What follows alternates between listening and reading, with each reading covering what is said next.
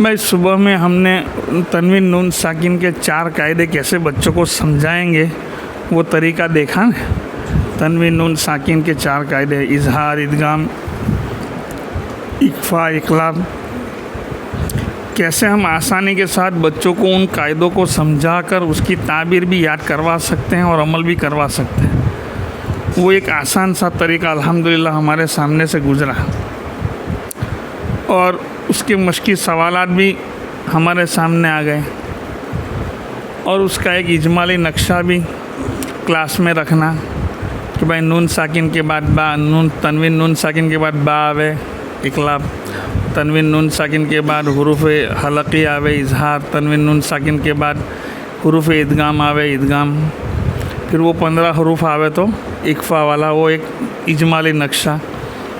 तो इस तरीके से मौलाना क्लास में बच्चों को समझाकर काम करेंगे तो इंशाअल्लाह बच्चों में सलाहियतें पैदा होगी। और दूसरी सबसे बड़ी बात कि हम लोग आम तौर पर शिकायत करते रहते हैं कि ये कवायद भूल जाते हैं बच्चे। तो मौलाना इन कवायद को याद रखवाने के लिए हमको पारियम का पूरा साल इजरा करवाना पड़ेगा। पारियम में पूरा साल इजरा करवाना पड़ेगा। इजरा में क्या है भाई, ताबीर के साथ पूछना ताकि वो कवायद बराबर अच्छे से जम जावे। यहाँ जो जमे हुए हैं तो वो दिमाग पर जमे हुए हैं, दिल पर भी जम जावे, उसके लिए पूरा साल इजरा करवाना पड़ेगा। और इस्तिज़ार, क्योंकि जो इजरा करेगा तो इस्तिज़ार हो जाएगा, यानी अमल इस्तेमाल। तो इस्तेमाल बराबर अच्छे से पारियम में भी होगा और इजरा भी होगा। 2 चीज़ें होगी तो फिर 1 से 3 फिर कुरान की कोई भी जमात में हो वहाँ सिर्फ मुज़ाकरा आएगा। पूछ लिया करें कि भाई यहाँ क्या होगा, कभी कभी ताबीर भी पूछ लो। इस तरह रखना है। इस तरह आप करोगे तो उसके बाद वो बच्चे जब कुरान की जमात से फारिग होकर निकल जाएंगे, जो दारुल उलूम में जाने वाला होगा वो दारुल उलूम में जाएगा, कोई नहीं जाने वाला होगा जो स्कूल लाइन में, दुनियावी लाइन में जाएगा। लेकिन जब भी वो आपको देखेगा तो उसको इदगाम, इजहार, इक्फा याद आ जाएगा। जब भी वो कुरान पढ़ेगा तो उसको अंदर में इजहार, इदगाम, इक्फा याद रहेगा। क्योंकि मौलाना अल्हम्दुलिल्लाह 16 साल तक हमने भी मकतब में इसी तरतीब से खिदमत दी है। तो जो बच्चे शुरू में जो पढ़कर गए उनकी शादियां हो गई, लड़के लड़कियां, उनके यहाँ भी बच्चे हो गए। तो जब मिलते हैं तो बतलाते हैं कि मौलाना आप जिस तरह पढ़ाते थे, अब वो मौलाना हमारे यहाँ फुला गांव में हमारी शादी हुई या फुला जगह पर है, लड़कियां अक्सर और बेशतर शिकायत करती हैं कि वो इस तरह नहीं पढ़ाते हैं, बस सीधा सीधा ना इदगाम करते हैं ना इक्फा करते हैं बच्चे। उनको मालूम ही नहीं होता है कि इदगाम इक्फा क्या होता है। मैं कहा कि आप लोग पढ़ाओ, आप लोग घर में पढ़ाओ, जैसा आपने पढ़ा है ऐसा। ख्याल आया? तो शादी हो जाने के बाद उसका बच्चा भी 4-5 साल का हो गया, 6 साल का हो गया, यानी 7-8 साल का बच्चा है, तब जाकर वो कवायद के बयान में आएगा। 6-7 साल का तब जाकर भी उसको इदगाम, इजहार, इक्फा वो लड़की को मालूम है कि मेरे बच्चे को ये उस्ताद सिखाता नहीं है, वो पता चलता है उसको। तो वो ऐसे ही होता नहीं है मौलाना, वो उस्तादों की मेहनत होती है कई सालों की और उसकी बार बार का मुज़ाकरा।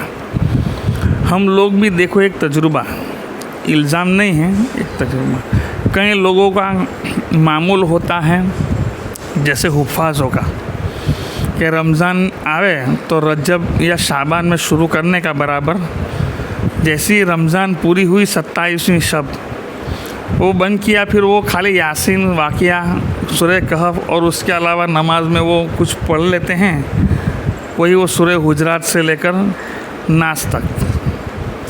बहुत कम लोगों को तिलावत का मामूल रहता है। फिर रमज़ान में देखता हूँ मैं कहीं कि 4 रकात पढ़ानी है, 8 रकात पढ़ानी है, पूरा दिन पढ़ता रहता है, पूरा दिन पढ़ता ही रहता है। तो मैं कहता हूँ कि भाई पूरा दिन क्यों एक ही तिलावत, यही 8, 9, 10 रुकू या आधा पारा, पौना पारा या 1 पारा तरावी पढ़ाने की है ना। तो मैंने कहा तरावी पढ़ाने की है तो क्या हुआ, उसके अलावा भी कुरान में पारे है, तिलावत करने की है। ख्याल आया? तो यार तरावी में फिर गलत ही जाए। मैं कहूँ तो पूरा साल क्या किया, पूरा साल क्या करता है भाई तुम? ख्याल आया? तो जो एक कुरान हाफिज़ है, पूरा साल हर साल तरावी पढ़ाता है, फिर भी वो क्या करता है, पूरा साल नहीं पढ़ने की वजह से उसको मुसल्ले पर जाने से पहले 1 महीना 1.5 महीना रजब शाबान में वो शुरू कर देता है अपनी तैयारी। रमज़ान 2 महीने के बाद आने वाला है, लेकिन तैयारी रजब शाबान से, और फिर भी रमज़ान में उस एक पारे को 20-25 मरतबा पढ़ता है। वो क्यों ऐसा होता है? साल भर नहीं पढ़ता है, वो एक वजह है, लेकिन साथ में एक सबसे बड़ी वजह कि मुसल्ले पर पढ़ना और वहाँ सोचने का कोई वक्त और मौका मिलता, जैसे आपकी गलती गई 5 पीछे खड़े है तो उम्मीनू करवाते ज रहेंगे।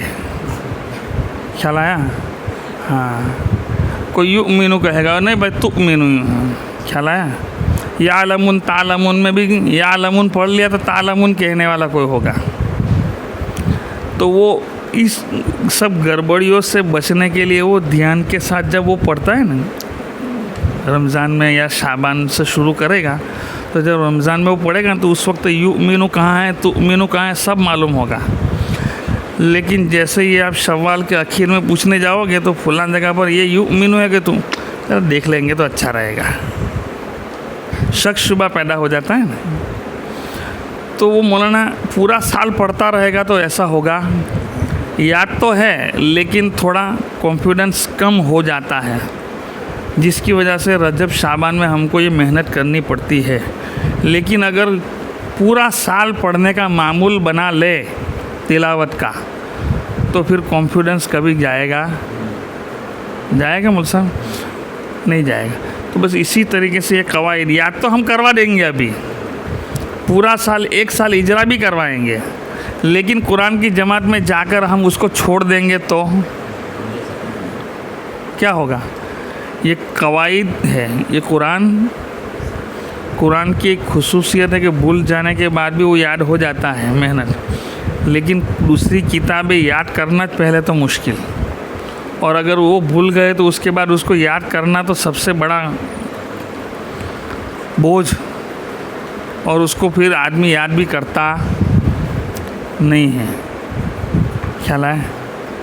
तो ये इसलिए उस पूरा साल नहीं बल्कि पूरे मकतब के जितने साल बच्चे रहे हम उनको कवायद पूछते रहे वक्तन फ़वक्तन। तो इंशाअल्लाह ये जो नीचे की जो मेहनत है ना अपनी, ये मेहनत बाकी रहेगी।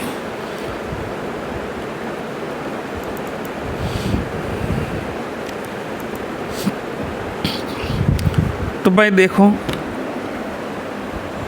अब हम देखेंगे मीम साकिन के कवायद। किसके भाई? हाँ,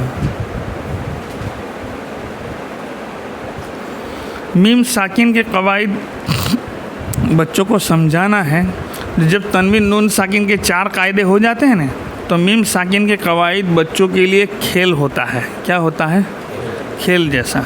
उसमें कोई परेशानी या तकलीफ़ उस्ताद को भी नहीं पड़ती है और न बच्चों को पड़ती है, क्योंकि जो कुछ उस्ताद ने पसीना निकाला है और बच्चों का भी जो कुछ पसीना निकला वो 4 कायदों में निकल चुका, और उसमें भी ज़्यादातर इजहार ईदगाम में निकल गया। फिर इक्फ़ा इकलाब में इतनी परेशानी होती, क्योंकि वहाँ उस्ताद को 2 काम करने हैं और बच्चों में 2 चीज़ों की सलाहियत पैदा करनी है। पहली सलाहियत तो इत्तिसाल कलमात की करनी पड़ेगी, क्योंकि वहाँ नारुन और हामियतुन को मिलाना सिखाओ, मिन और आइनिन को मिलाना सिखाओ, आइनिन और आनियतिन को मिलाना सिखाओ। ख्याल आया? फिर उसके बाद 2 मिले तो उसके अंदर इजहार को तलाश करना और उसकी अदायगी सिखाओ। मन और यकूलू ये दोनों को मिलाना सिखाओ, और उसके बाद उसमें इदगाम हुआ वो बतलाओ और उसकी अदायगी। तो ये 2-3 चीज़ें जमा हो जाती थी, तो 4 कायदों में उसकी मश्क हो गई, वो बराबर हो गया, तो ये 3 कायदे उनके लिए फिर मुश्किल होते नहीं हैं। इसके लिए जैसे यहाँ पर स्क्रीन पर जैसे 4 मीम साकिन लिखी है ना, बस इसी तरह 4 मीम साकिन लिखें और पहली मीम साकिन के बाद अलिफ लिखे और बच्चों को बतलावे जैसे तनवीन नून साकिन के बाद अलिफ नहीं आता है, इसी तरीके से मीम साकिन के बाद भी अलिफ नहीं आता। हमने हरकत के बयान में बतला दिया है, अलिफ हमेशा खाली होता है और जो अलिफ खाली ना हो वो अब अलिफ पर कुछ भी आ जावे फिर वो क्या बन जाता है, हमज़ा। अलिफ रहता, अलिफ कैसा होता है, हमेशा खाली, उसी को अलिफ कहेंगे। उसके ऊपर अगर कोई भी हरकत आ गई तो फिर वो अलिफ रहता। तो इस एतबार से बच्चों को बतला दो कि मीम साकिन के बाद अलिफ कभी आता नहीं है। अब रह गई 3 मीम साकिन। तो देखो पहली मीम साकिन के बाद ये पहला हरफ लिखा है, कौन सा, अलिफ के बाद कौन सा हरफ आता है, हाँ। तो देखो ये पहली मीम साकिन के बाद अगर बा आवे तो एक कायदा बनता है और उस कायदे का नाम है इख्फाए शफवी। मीम साकिन के बाद अगर बा आ जावे तो एक कायदा बनेगा और उसका नाम होगा इख्फाए। ये बतलाओ। फिर कहो देखो इसी तरह देखो ये दूसरी मीम, ये मीम साकिन और उसके बाद ये दूसरी मीम आ जावे, मीम साकिन के बाद मीम आ जावे तो अभी एक कायदा बनेगा और उस कायदे का नाम होगा इदगाम शफवी। और देखो ये चौथी मीम जो है ना मीम साकिन, उसके बाद ये मीम और बा या बा और मीम, ये 2 हरफ को छोड़कर कोई भी हरफ आ जावे तो उस वक्त जो कायदा बनेगा उसका नाम है इजहार।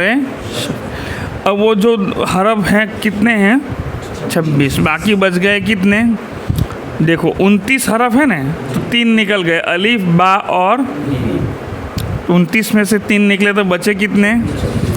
अब अलिफ का तो नाम लेना ही नहीं है क्योंकि वो तो आने वाला है नहीं।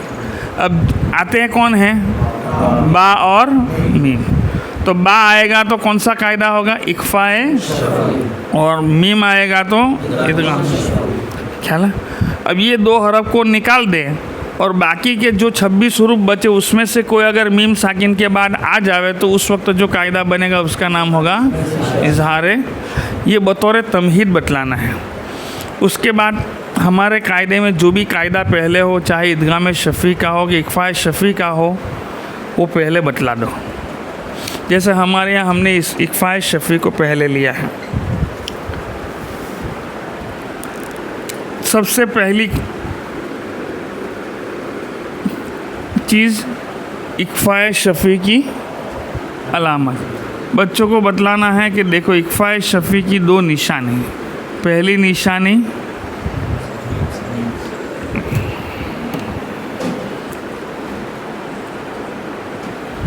मीम साकिन और दूसरी निशानी है बा। ये 2 निशानियां हैं तो जो कायदा बनेगा उसका नाम होगा इख्फाए।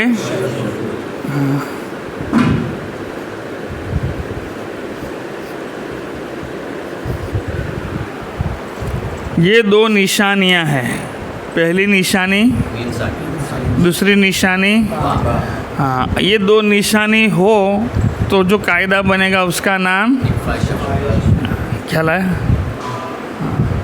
अगर दोनों में से एक निशानी नहीं है, मसलन ये दूसरी निशानी में बा नहीं है बल्कि क्या आ गया, इख्फाए शफ़ी होगा नहीं होगा। और अगर सा आ जावे तो हमको इख्फाए शफ़ी करना है तो क्या लाना पड़ेगा, पहली निशानी के बाद दूसरी निशानी में बा लाना पड़ेगा। देखो अब इख्फाए शफ़ी होगा, क्यों होगा, हाँ, दोनों निशानियाँ हैं। पहली निशानी मीम साकिन है और दूसरी निशानी, हाँ, ये दोनों निशानी है तो अब इख्फाए शफ़ी होगा। चलो पहली निशानी को बदल देते हैं, दूसरी निशानी वहीं रखते हैं। देखो ये पहली निशानी में हमने तब्दीली कर दी। अब इख्फाए शफ़ी होगा, इख्फाए शफ़ी होगा क्यों नहीं होगा भाई, बात तो है मतलब पहली निशानी नहीं है, पहली निशानी। अब हमको यहाँ इक्फा शफी करना हो तो क्या लाना पड़ेगा? पहली निशानी। चलो मोहम्मद आके लिख दो भाई। अब वो मोहम्मद आएगा, इसको यूँ मिटाएगा, यहाँ यूँ करेगा। शाबाश मोहम्मद, आपने ये कौन सा कायदा बनाया? इक्फा शफी। क्यों बना ये इक्फा शफी? हाँ, कौन कौन सी निशानी भाई? पहली कौन सी है मोहम्मद, और दूसरी? शाबाश। चल मुझे यहाँ इक्फा शफी नहीं करना है। चलो कौन सी निशानी मिटाएंगे तो नहीं होगा? हाँ चलो, मुझे पहली बदलनी है तो होगा? चल पहली बदल डालते हैं, अब इक्फा शफी होगा। चलो पहली रख दो, जो निशानी है वो इक्फा शफी। चलो दूसरी बदल दो, होगा? इस तरह ज़रा 2-3 ज़हीन को आप 2-3 बतलाने के बाद इस तरह काम करवा लो वसूल यार, ताकि ये निशानी अलामत जो है ना, इस तरह करने से जहन नशीन अब ये ज़िंदगी में कभी भी वो इक्फा शफी की निशानी को भूलेगा नहीं। ख्याल आया? तो ये हो गया इक्फा शफी की निशानी वाला। इसके साथ ये नंबर 3 है ना, नंबर 3 वो अदा हो जाएगा। कौन सा कायदा होगा? बोलते हैं क्या होगा? इक्फा शफी। क्यों होगा? मीम साकिन के बाद बाया। अब कैसे पढ़े हैं ना, तो वो नंबर 2 कैसे पढ़ें तो उसको अपने यहाँ भी करवा लेते हैं। चलो अब इसको पढ़ना है तो हम गुन्ना करके पढ़ेंगे। कैसे? इक्फा में गुन्ना करते हैं ना, लेकिन वो इक्फा में गुन्ना करते तो नाक में आवाज़ फैलती थी। यहाँ अब नाक में आवाज़ फैलेगी नहीं। जैसे इकलाब का कैसे गुन्ना करते थे, बस सेम गुन्ना यहाँ करो। अम्बा अम्बा। इकलाब में कैसा गुन्ना करते थे, सेम गुन्ना यहाँ करो। अम्बा, इस तरीके। ख्याल आया? अब अमसिला नंबर 2। अमसिला में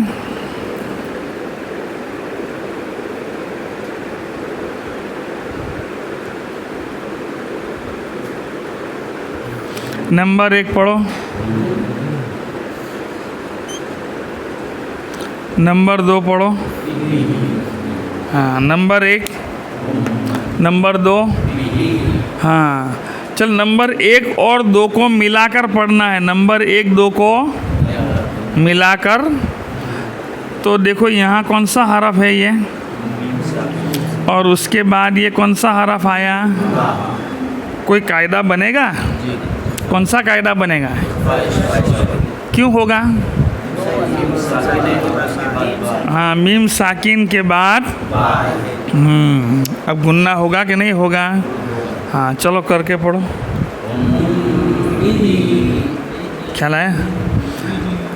इस तरीके से हम अमसिला में 10-12 अमसिला तक 8-10, इसमें अब 8-10 अमसिला तक नंबर 1-2 करो, और मीम साकिन पर निशानी करो और बा पर, और फिर सवाल करो इस तरह कि भाई अब कौन सा कायदा बनेगा, कौन इसको पढ़ेगा इसके मुताबिक। फिर 8-10 अमसिला के बाद ये नंबर 1-2 करने की अब ज़रूरत नहीं है। अब सीधी ही मिसाल लिख दो और पूछो भाई। चलो भाई पढ़ो इसको। हुम बिही मसलन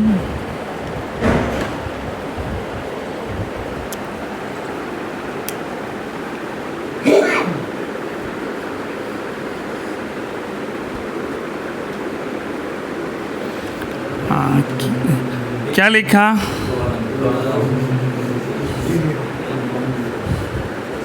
चलो कौन पढ़ेगा? इज्तिमाई पढ़ाओ। चलो भाई पढ़ो। रब्बहुम बिहिम। हाँ, कोई कायदा होगा? कौन सा होगा? हाँ, क्यों होगा? हाँ, दोनों निशानियाँ हैं। पहली निशानी कौन सी है? दूसरी निशानी है। हाँ, तो कैसे पढ़ेंगे? बगैर गुन्ना के ने? हाँ, चलो पढ़ो फिर से। ख्याल है? 8-10 मिसालों के बाद इस तरह पूरा लिखना। फिर धीरे से 5-7-10 मिसालें इज्तिमा इस तरह लिख कर पढ़ा ली। अब धीरे से होशियारों की वसूलियाबी शुरू कर दो, ताकि वो होशियारों में भी कॉन्फिडेंस कि नहीं बराबर है। तो कुल मिलाकर 12-15 अमसिला पहुंच जाएगी। अब धीरे से फिर वसूलियाबी शुरू करो। तो ये हो गया इक्फ़ाए शफ़ी को कैसे हम समझाएंगे और उसकी अलामत कैसे बतलाएंगे।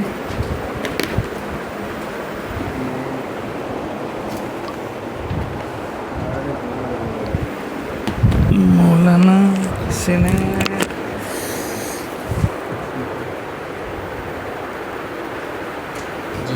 ये इस तरीके से हम इक्फ़ाए शफ़ी। अब इसी तरीके से इदगाम शफ़ी को जब बतलाएंगे, किसको बतलाएं? हाँ,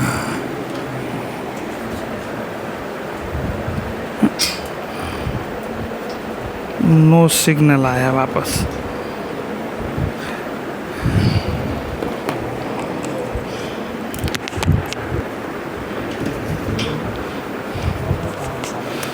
इदगाम शफ़ी को बतलाएंगे तो बच्चों को बतलाए भाई।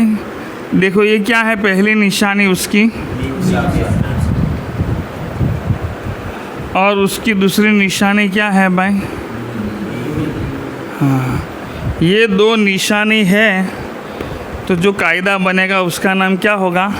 इक्फ़ाए अरे इदगाम शफ़ी। इदगाम शफ़वी। ये दो निशानियां हैं।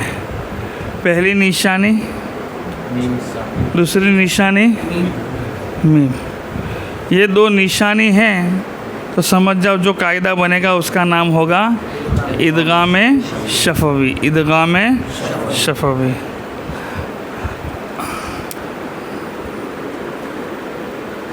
चलो पहली निशानी को बदल देते हैं और दूसरी निशानी बाकी रखते हैं। अब इदगाम शफ़वी होगा? क्यों नहीं होगा भाई? हाँ, पहली निशानी नहीं है। अब हमको यहाँ पर इदगाम शफ़ी करना है तो ये पहली निशानी में क्या लाना पड़ेगा? हाँ, चलो निकाल कर। चलो खालिद मीम साकिन लिख दो यहाँ। अब खालिद ने मीम साकिन लिखा। अब खालिद कौन सा कायदा बना? इदगाम शफ़ी। हाँ, दोनों निशानियां हैं इदगाम शफ़ी की। पहली निशानी, दूसरी निशानी। तो दोनों निशानियां हैं, इसलिए अब जो कायदा बनेगा उसको कहेंगे इदगाम। तो ये अलामत बतलाई। अलामत बतलाने के बाद क्या करना है हमको? निशानियां बतलाने के बाद मश्क अमसिला अदायगी करवाना है ना? अदायगी करवाना है। हाँ,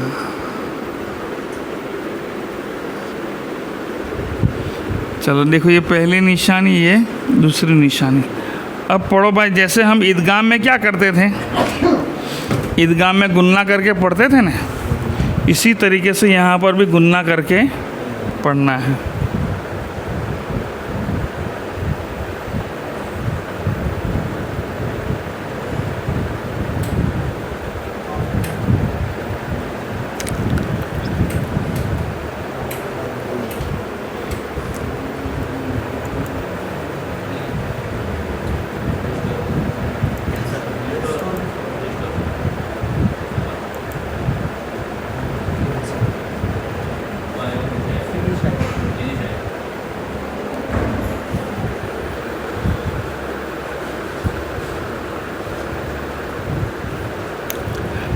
ये तो ऐसा होगा मौलाना, क्योंकि अभी एक मर्तबा गड़बड़ हो जाती है ना, तो कई मर्तबा थोड़ी देर के बाद पकड़ता है।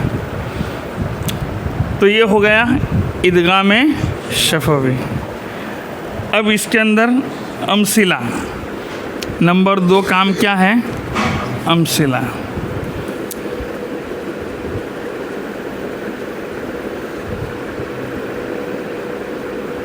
नंबर 1 क्या लिखा? नंबर 2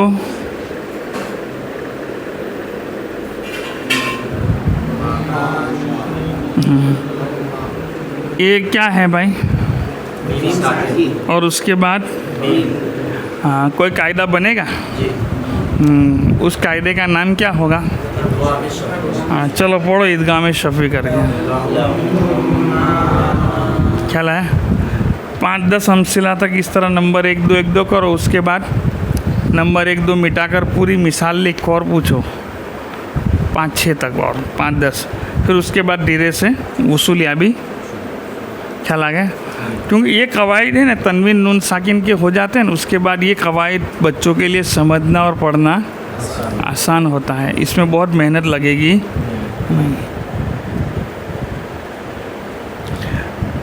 तो ये हो गया ईदगाह शफ़ी। ताबीर याद करवाने के लिए तो वो 3 सवाल करोगे ना, क्या होगा, क्यों होगा, कैसे पढ़ेंगे।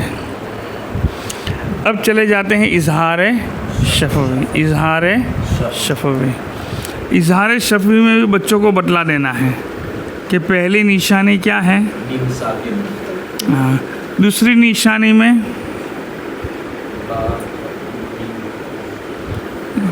ये 2 हरफ को छोड़कर कितने हरफ बच जाते हैं? 26। तो 26 में से कोई भी ले लो, मसलन फ़ा, तो ये दूसरी निशानी में से आ गया। ये दूसरी निशानी 26 हरफ किसके बाद आवे? हाँ, ये 26 में से कोई भी हरफ आ जावे तो कौन सा कायदा होगा? इजहार, यानी उसमें गुन्ना करेंगे नहीं, बगैर गुन्ना के पढ़ना है। जैसे इजहार हालाकी में हम करते हैं ना, इसी तरह हाँ इजहार शफ़वी में भी इसी तरह करना है। अब यहाँ पर चलो पहली निशानी बदल दी, दूसरी निशानी वही रखी जो भी है। अब यहाँ इजहार शफ़वी होगा नहीं। करना हो तो हाँ मीम साकिन लगाना पड़ेगा। चलो मीम साकिन लगा दिया, अब इजहार शफ़वी होगा। हाँ, अब हमने यहाँ मीम साकिन की जगह, मीम साकिन के बाद दूसरी निशानी में इजहार शफ़वी होगा। कौन सा कायदा होगा? हाँ शाबाश, क्यों? दूसरी निशानी बदल गई। अब हाँ, अब मुझे इजहार शफ़वी करना है तो हाँ, ये बा और मीम को छोड़कर फ़ा लगाओ, ता लगाओ, सा लगाओ, जीम लगाओ। 26 रूप में से कोई भी हरफ आएगा दूसरी निशानी के तौर पर, तो उसमें कौन सा कायदा बनेगा? मीम साकिन के बाद हाँ इजहार शफ़वी। तो इस तरह मौलाना ये इजहार शफ़वी की निशानी बतलाओ और उसके बाद उसकी अमसिला।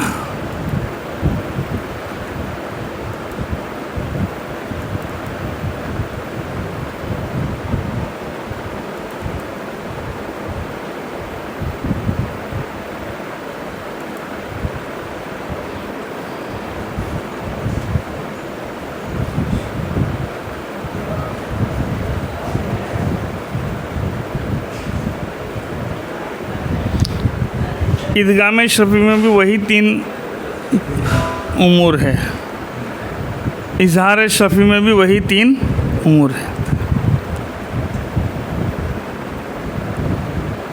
अब देखो तकाबुली तरीका। तकाबुल जैसे देखो, ये ऊपर सीधा सीधा है ना, ये अमसिलाएँ हैं। अब नीचे देखो, ये तकाबुली अंदाज। सीधा पढ़ा तो ईदगाह शफ़वी अमन, इजहार अरे ईदगाह शफ़वी, क्यों? मीम साकिन के बाद मीम आया, लेकिन मन को पहले और अम को बाद में कर दिया तो इजहार अरे ईदगाह शफ़वी होगा। तो कौन सा कायदा होगा? इजहार हालाकी। क्यों भाई? नून साकिन के बाद हमज़ा आया। इसी तरह देखो रब्बहुम बिहिम, सीधा पड़ा, कौन सा कायदा हुआ? ईदगाह कि इख्फाए शफ़वी। हाँ, मीम साकिन के बाद बा आया, इख्फाए। हाँ, और बिहिम रब्बहुम इजहारे, क्यों भाई? मीम साकिन के बाद रो आया। हाँ, अब उसके बाद कौन सा है? हुम बिरब्बिहिम, सीधा पड़ा, कौन सा कायदा हुआ? और फिर बिरब्बिहिम हुम इजहारे, क्यों भाई? मीम साकिन के बाद 26 हुरूफ में से हाँ आया। क्या इस तरह करना है, मिसालें लिखना है, ताकि पिछले जो 4 कायदे हुए ना उसकी भी थोड़ी मश्क हो जावे और नए कायदों की भी बराबर साथ में समझ और समझ पैदा हो जाए और अमल उसमें भी हो जाए। उसके बाद मश्की सवालात, ये मश्की सवालात हुम ये 2 लिखे हैं ना, इसके साथ एक अन भी लिख दो। ये 2 में से कोई एक लिखना है, लिखो या तो हुम लिखो, और उसके साथ एक अन लिखना है नून साकिन के साथ, आइन और नून अन 2 लिखे। मसलन में लिखकर बतला देता हूँ आपको।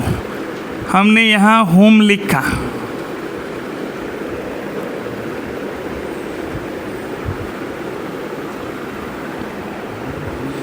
ये हुम और एक अन। यहाँ दूसरे कलमात लिख दिए, 20-22 कलमात लिख दिए हमने, 15-20 कलमात यहाँ नीचे लिख दिए, जैसे बिहा फ़िहा तरा बिही मन बिही कुंतुम माँ लिखे, ऐसे कलमात लिख दो। बच्चों को कहो भाई चलो ये हुम के साथ दूसरी लाइन का तीसरा, ये दूसरी लाइन का ये तीसरा लगाना है, किसके साथ? ये हुम के साथ। कोई कायदा बनेगा? कौन सा कायदा बनेगा? चलो करके दिखाओ। शाबाश, क्यों हुआ? हाँ, कैसे पढ़ेंगे? बगैर गुन्ना के, गुन्ना के साथ। हाँ चलो, अब अन के साथ ये मन लगा के पढ़ो, अन के साथ इसको लगाओ। कौन सा कायदा होगा? कौन सा कायदा होगा? इदगाम माल गुन्ना, इदगाम, क्यों? नून साकिन के बाद मीम आया। देखो इदगाम शफवी और इदगाम माल गुन्ना दोनों की अदायगी सेम, फ़र्क सिर्फ निशानी से है, पहली निशानी का फ़र्क है, वरना अदायगी एक। इसी तरीके से इसी हुम के साथ ये पहली लाइन का बिहा लगा के पढ़ो। कौन सा कायदा होगा? इक्फ़ा शफी लगा के पढ़कर दिखाओ। हाँ, कौन सा कायदा हुआ? क्यों हुआ? हाँ, अब ये अन के साथ इस बिहा को लगाएंगे, कौन सा कायदा होगा? हाँ चलो पढ़कर दिखाओ। ख्याल आया? हुम बिहा और बिहा अदायगी, लेकिन निशानी बदल गई तो कायदे का नाम भी ख्याल आया। तो इस तरीके से मुश्किल सवालात में बराबर बच्चों को, ताकि पिछले जो 4 कायदे हैं उसका तकाबुल और उसकी भी मश्क और उसका आमोक्ता भी हो जाए, और ये नए जो 3 कायदे हुए ना उसकी मश्क और उसका तकाबुल भी बराबर से समझ में।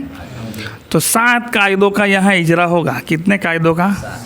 मश्की सवालात जो होते हैं अल्हम्दुलिल्लाह इस तरह बनाए हैं कि आप पिछला भी उसके अंदर, अब जब ये 7 कायदों का जब यहाँ ये मश्की सवालात में काम होगा, उस वक्त मौलाना वो खान साहब लोग जो होते हैं ना, हम खैर हाज़िरी करके आते हैं कभी, क्योंकि अभी ईद मिलाद आएगी ना, मिलाद में चले जाएंगे मिलाद खाने, फिर आएंगे हलवा पूरी खाकर आराम से। रबी सानी में कोई जमादी सानी में भी आएगा, कोई तो बहुत लंबा वैकेशन करके भी आता है रजब में भी। तो उस वक्त क्या करेंगे? हम लोग तो काफ़ी आगे निकल चुके होते हैं, तो उस वक्त उनको उन्हीं जमातों के साथ रख कर ये मश्की सवालात और ये तकाबुली तरीक़ा चले ना, उस वक्त उनको सवाल करो, खड़ा करो, और कमज़ोरों को इसमें ज़्यादा इस्तेमाल करो। किसको? हाँ, कमज़ोर को सवाल का जवाब न आवे तो डांटना या घबराने की ज़रूरत नहीं और उस्ताद को बतलाने की भी ज़रूरत। अब उस कमज़ोर को नहीं आया तो जवाब किससे दिलवाएंगे? मुतवस्सित और होशियारों के ज़रिए, मुतवस्सित और होशियारों के ज़रिए। ख्याल है? एक मर्तबा उस्ताद ने जब सिखाना था उस वक्त जवाब दे दिया, सिखा दिया, उसके बाद अब उस्ताद कभी जवाब देगा बच्चों से मांगने का, और मिल ही जाता है अल्हम्दुलिल्लाह, और मिल ही जाएगा क्योंकि सिखा दिया है ना। तो ये इस तरीके से मश्की सवालात हैं और ये तकाबुली तरीक़ा के अंदाज से करना है ताकि बच्चों को फ़हम एकदम मज़बूत हो और उसकी अदायगी भी मज़बूत हो जाए। तो ये हो गया भाई मीम साकिन के 3 कवाइद। ये 15-20 दिन में 3 कायदे आराम से मुकम्मल अल्हम्दुलिल्लाह हो जाते हैं, 15-20 दिन में आराम से। और जैसे ये एक इजमाली नक्शा हम क्लास में रखते हैं ना, ऐसा ही एक इजमाली नक्शा इसका भी रखो, ऐसा, ताकि बच्चों की नज़रें इस सबक के बाद भी इसके ऊपर पड़े तो इसको दिमाग में रील घूमेगी ना।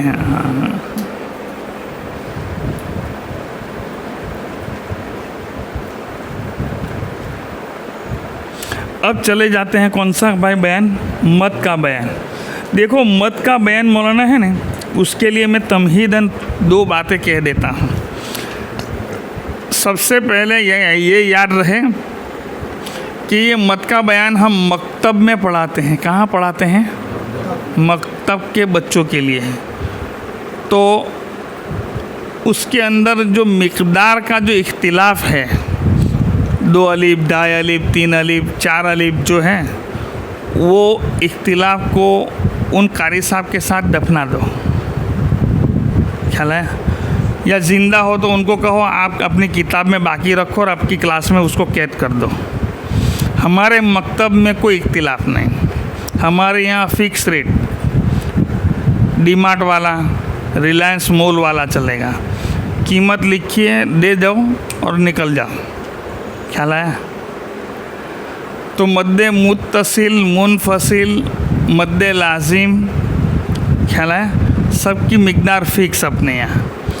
अब दूसरी बात, मद्दे लाजिम में 2 किस्में बतलाते हैं ना, मद्दे लाजिम हरफ़ी मुखफ़फ़, मद्दे लाजिम हरफ़ी मुसक्कल, मद्दे लाजिम किल्मी मुखफ़फ़, मद्दे लाजिम किल्मी मुसक्कल।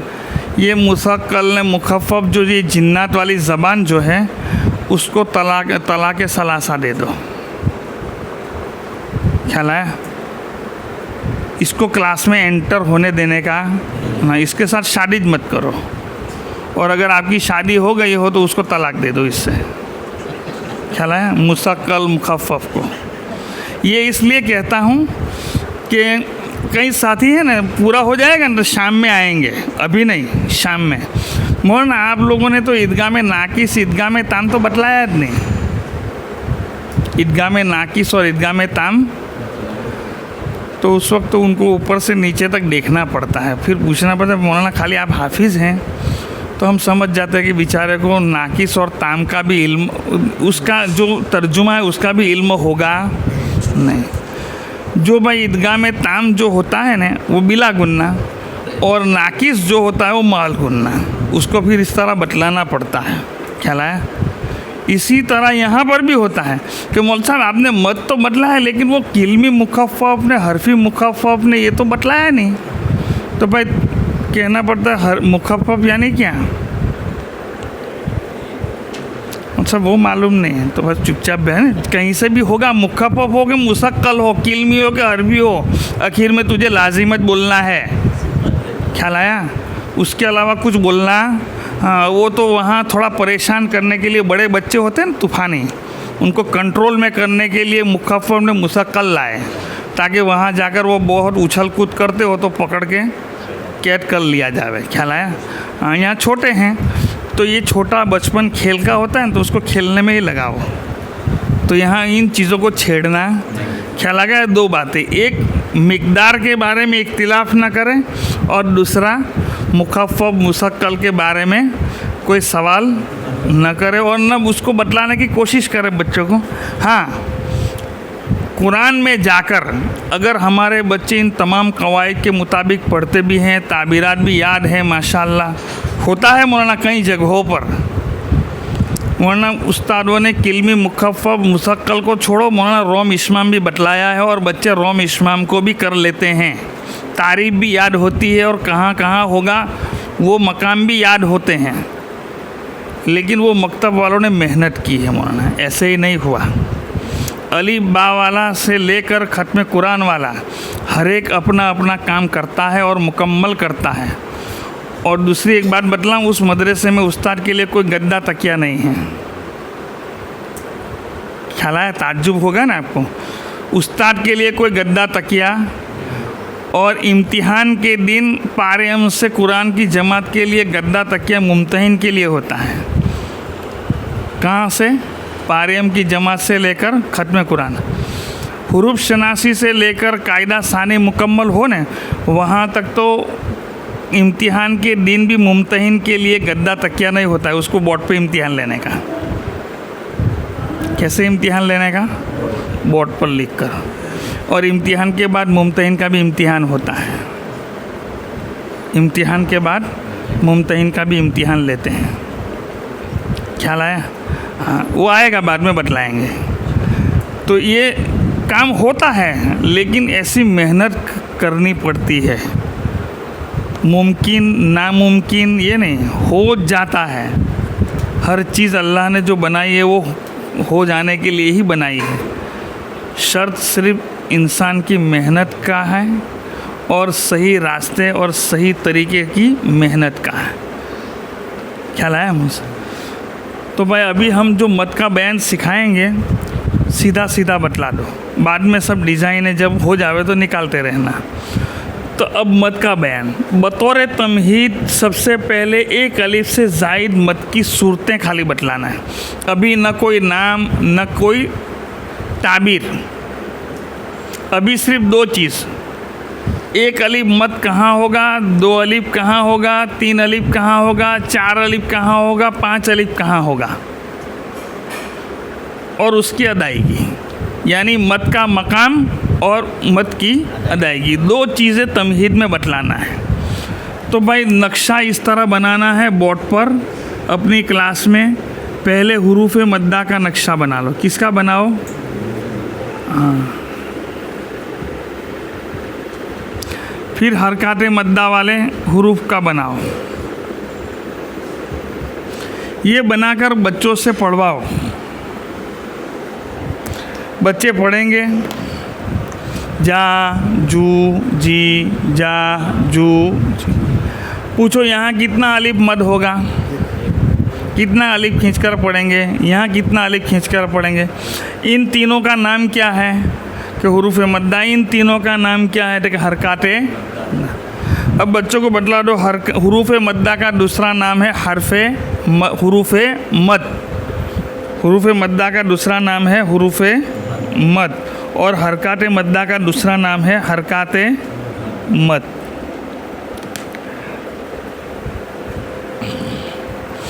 ख्याल आया मौलाना? ये बच्चों को बतला दो, ताकि कोई आकर टेढ़ा मेढ़ा आदमी आ जाता है। मकतब में भी टेढ़े आते हैं इम्तिहान के दिन, क्योंकि बहुत तारीफ़ सुनी होती है, तो आपको नीचा दिखाने के लिए भी कुछ आएंगे। सबद मुखलिस नहीं आते हैं। हाँ, कुछ लोग ऐब निकालने के लिए स्पेशल आते हैं, हौसला अफजाई के लिए नहीं, हौसला शिकनी के लिए आते हैं। तो वो लोग इसका नाम क्या? अब वो बच्चा बतलाएगा हुरूफ मद। अरे हुरूफ मद्दा, गधा हरफ मद बोलने का हुरूफ मद बोलता है। अब खाली अलिफ मद्दा पूछा है तो हरफ मद बोलना चाहिए था कि हरफ मद्दा। तो बच्चे आमतौर पर मकतब में ना उनको जमा वाहिद का कुछ इतना ख्याल होता, छोटे होते हैं। अब इसको कभी हुरूफ मद्दा भी बोलते हैं, अलिफ मद्दा को भी हुरूफ मद्दा बोलते हैं। वाह मद्दा सबको अकेला अकेला है, फिर भी उसको जमा का बोलते हैं कि हुरूफ मद्दा। ख्याल है? तो उस पर भी तनकीद। कभी हुरूफ मद बोल दिया, एक है तो हरफे मत बोलने का, हुरूफ यानी एक से जायद, दो से जायद यूँ।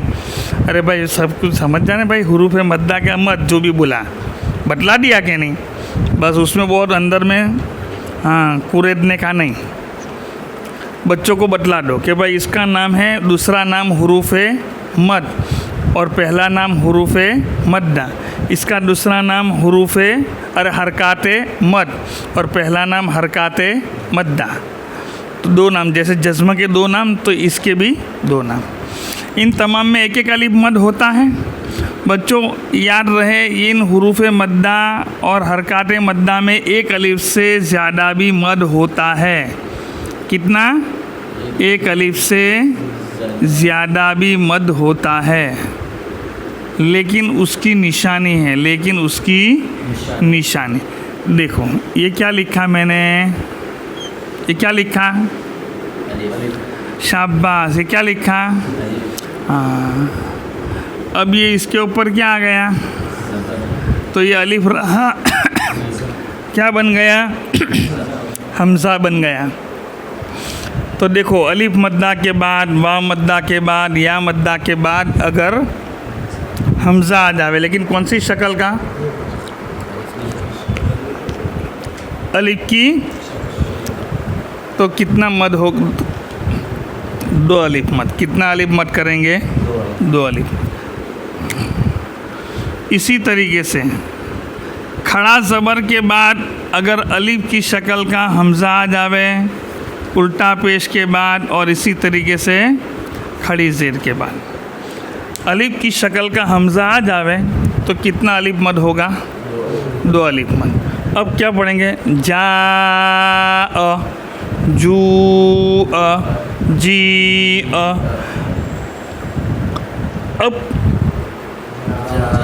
अब अगर कोई जा पढ़े तो सही के गलत? हाँ, अगर खींच कर पढ़ना एक अलिफ से जायद तो क्या लगाना पड़ेगा यहाँ? हाँ, कैसा हमज़ा लगाएंगे? अलिफ की शक्ल का। ख्याल है? अब मुझे एक दो अलिफ मत करना है, क्या करेंगे भाई? पढ़ो। जा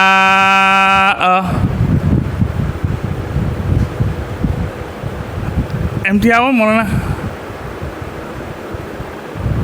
मुशीर भाई, ये कोई आए हैं क्या है? पूछो न। जा चलो मुझे एक अलिफ मत करना है, क्या करेंगे? हमज़ा निकाल दे। अब पढ़ो। अब मुझे दो अलिफ मत करना है, हमज़ा लगा दो। चलो हमज़ा लगा दिया।